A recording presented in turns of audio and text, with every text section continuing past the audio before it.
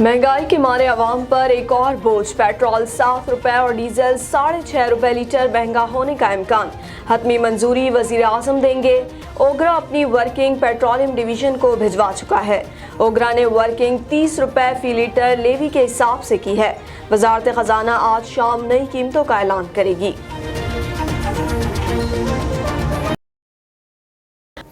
1 मार्च से पेट्रोलियम मसनूआत की कीमतों में इजाफे का इम्कान। 7 रुपये लीटर तक महंगाई होने से आवाम महंगाई के बोझ तले मजीद दब जाएंगे। पेट्रोल 7 रुपये तक फी लीटर, हाई स्पीड डीजल की कीमत में 6.5 रुपये तक इजाफे का इम्कान है।